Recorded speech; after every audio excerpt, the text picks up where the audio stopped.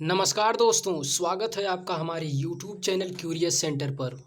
आज इस वीडियो में हम लोग पंचवर्षीय योजनाओं के बारे में डिस्कशन करेंगे। हमारे देश में 12 पंचवर्षीय योजनाएं 2017 तक लागू हो चुकी हैं, लेकिन वर्तमान समय में पंचवर्षीय योजनाओं को बंद करके नीति आयोग का गठन किया गया है और कोई भी कॉम्पिटिटिव एग्जाम हो उसमें 4-5 क्वेश्चन पंचवर्षीय योजनाओं से संबंधित जरूर पूछे जाते हैं।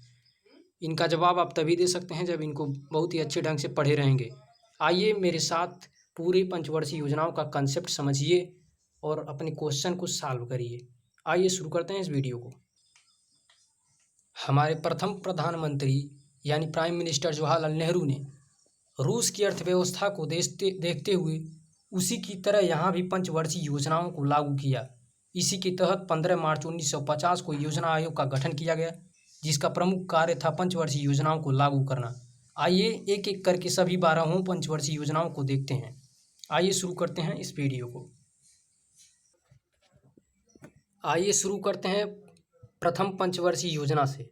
दोस्तों, प्रथम पंचवर्षीय योजना को 1951 से 1956 के बीच लागू किया गया।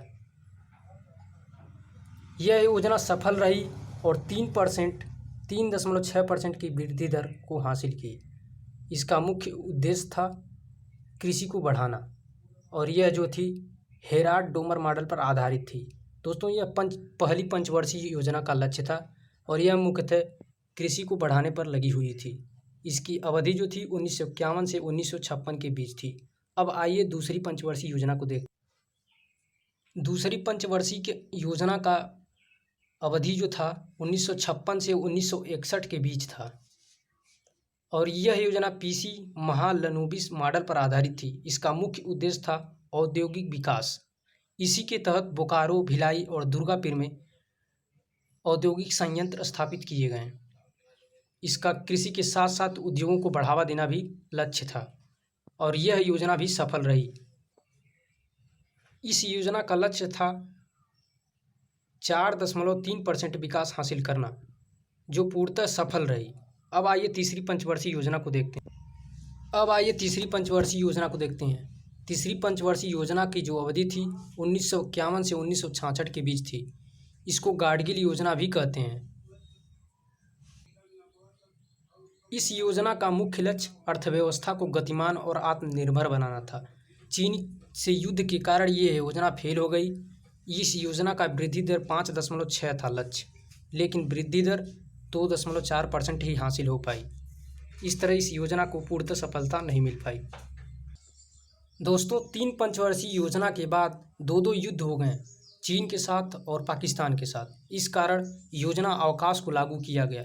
योजना अवकाश 3 साल के लिए थी, 1966 से 1969 तक।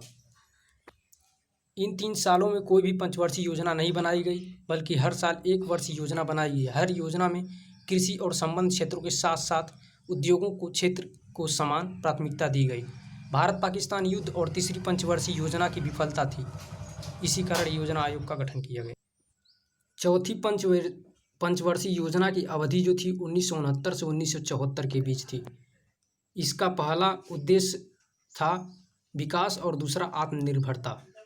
1971 के चुनाव के दौरान इंदिरा गांधी द्वारा गरीबी हटाओ का नारा इसी योजना में दिया गया था। दोस्तों, ये बहुत ही इम्पोर्टेंट है। गरीबी हटाओ का नारा चौथी पंचवर्षीय योजना में दिया। दोस्तों, यह योजना असफल रही। इसमें 5.7 का लक्ष्य रखा गया था विकास का, लेकिन 3.3% ही वृद्धि दर हासिल की गई। अब आइए बात करते हैं अगली पंचवर्षीय योजना। दोस्तों, अब 5वीं पंचवर्षीय योजना की बात करते हैं। इस योजना की अवधि 1974 से 1979 तक थी। इस योजना में कृषि को सर्वोच्च प्राथमिकता दी गई थी। इसके बाद उद्योग और खानों की वरीयता दी गई थी। कुल मिलाकर ये योजना सफल रही थी। 4.4 का लक्ष्य रखा गया था, 4.8 का वृद्धि दर हासिल की गई थी। दोस्तों, इस योजना का ड्राफ्ट डीपी धर द्वारा तैयार किया गया था। नवनिर्वाचित मोरारजी देसाई सरकार ने इस योजना को समय से पहले ही 1978 में ही समाप्त कर दिया, यानी 1 साल पहले ही इसको समाप्त कर दिया था। इसके बाद मोरारजी देसाई की सरकार सत्ता में आई। उसने पंचवर्षीय योजनाओं को खत्म कर दिया और इसके स्थान पर वार्षिक प्लान योजना बना दिया, जिसे रोलिंग प्लान भी कहते हैं। अब बात करते हैं छठवीं पंचवर्षीय योजना की। इसकी अवधि 1980 से 1985 के बीच रही थी। इस योजना का मूल उद्देश्य गरीबी उन्मूलन और तकनीकी आत्मनिर्भरता प्राप्त करना था। छठी पंचवर्षीय योजना ने भारत में आर्थिक उदारीकरण की शुरुआत की थी। मूल्य नियंत्रण समाप्त हो गया था और राशन की दुकानें बंद कर दी गई थीं, जिससे खाद्य कीमतों में वृद्धि हुई थी और देश में महंगाई ने अपने पैर पसारने शुरू कर दिए थे। इसी प्रकार इस योजना के समय से नेहरू के समाजवाद का अंत हो गया था। इसी योजना के समय से देश में फैमिली प्लानिंग की शुरुआत की गई और नाबार्ड बैंक 1982 की स्थापना की गई। दोस्तों, इसका जो सबसे इम्पोर्टेंट पॉइंट है, इसी योजना में, छठवीं पंचवर्षीय योजना में ही फैमिली प्लानिंग की शुरुआत की गई और नाबार्ड बैंक की स्थापना की गई 1982 में। यह योजना बहुत सफल थी। इसका विकास लक्ष्य 5.2% था, लेकिन हासिल जो हुआ था 5.7% हुआ था। तो दोस्तों, इस तरह हमने 6 पंचवर्षीय योजना को देखा। इसके बाद 7वीं पंचवर्षीय योजना को देखेंगे। अगर आपको मैंने आपको इम्पोर्टेंट और महत्वपूर्ण पॉइंट को ही बताया है, आप चाहें तो इसका स्क्रीनशॉट भी ले सकते हैं और अपने कॉपी पर नोट डाउन कर सकते हैं, जिससे आपको रिवीजन करने में हेल्प मिले। आइए अब आगे देखते हैं। 7वीं पंचवर्षीय योजना की अवधि 1985 से 1990 के बीच थी। इसका उद्देश्य आत्मनिर्भर अर्थव्यवस्था की स्थापना और रोजगार के पर्याप्त अवसर पैदा करना था।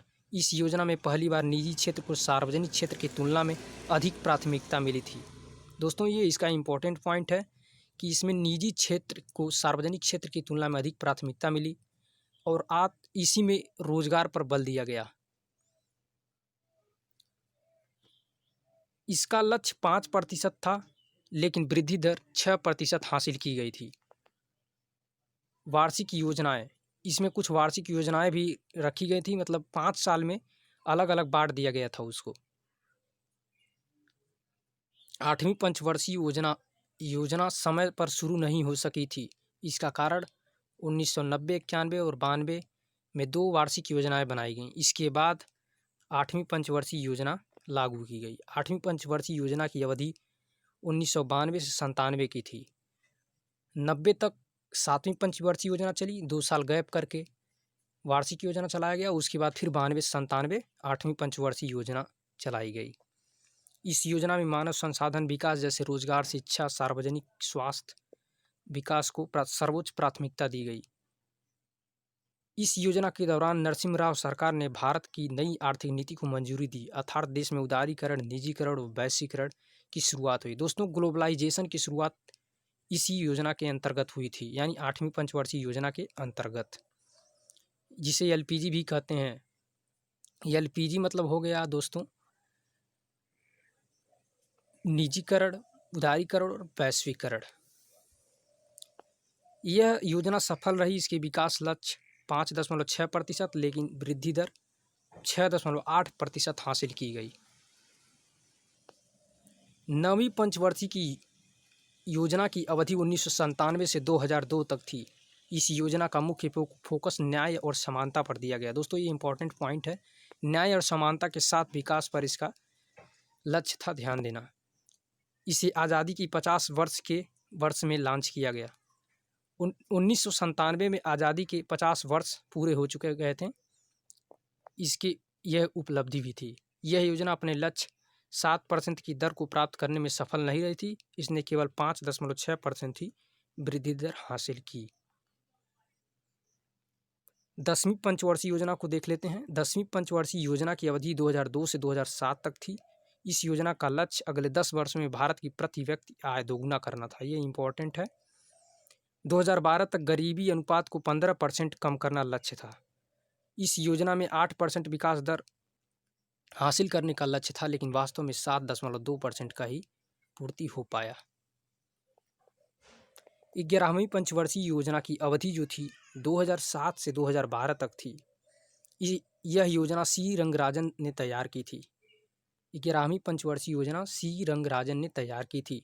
इसकी मुख्य थीम थी तेज और समावेशी विकास। तेज और समावेशी विकास। इस योजना में 8.1% विकास दर हासिल करने का लक्ष्य रखा गया, लेकिन प्राप्ति 7.9% हुई। लेकिन कह सकते हैं हम कि यह काफ़ी हद तक सफल रही थी।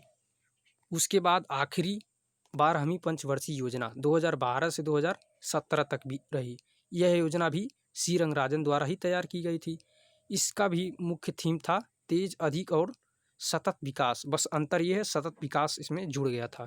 इस योजना में 8% विकास दर हासिल करने का लक्ष्य रखा गया, लेकिन 11वीं पंचवर्षीय योजना से भी कम 6.8% ही हासिल हो पाया। 12वीं पंचवर्षीय योजना के उद्देश्य: गैर कृषि क्षेत्र में 50 मिलियन नए काम के अवसर पैदा करना, 3 साल के बच्चों के कुपोषण को कम करना, वर्ष 2017 तक सभी गांवों को बिजली प्रदान करना, ग्रामीण आबादी के 50% जनसंख्या को उचित पेयजल उपलब्ध कराना, हर साल 1 मिलियन हेक्टेयर पेड़ लगाकर हरियाली पैदा करना, यानी सतत विकास पर जोर देना, देश के 90% परिवारों को बैंकिंग सेवाओं से जोड़ना।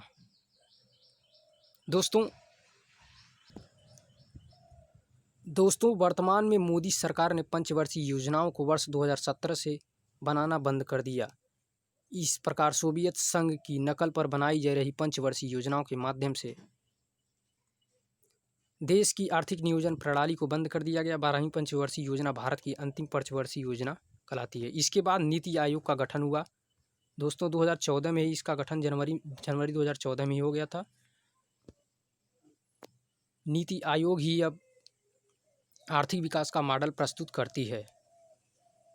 तो दोस्तों इस तरह से मैंने आपको सभी पंचवर्षीय योजनाओं के महत्वपूर्ण पॉइंट को बता दिया है। अगर वीडियो पसंद आए हो तो लाइक करें, अपने दोस्तों को भी शेयर करें और हमारे यूट्यूब चैनल को सब्सक्राइब कर लें, ताकि लेटेस्ट अपडेट आपको पहुंचता रहे। दोस्तों बहुत बहुत धन्यवाद वीडियो देखने के लिए, और जाते जाते जय हिंद।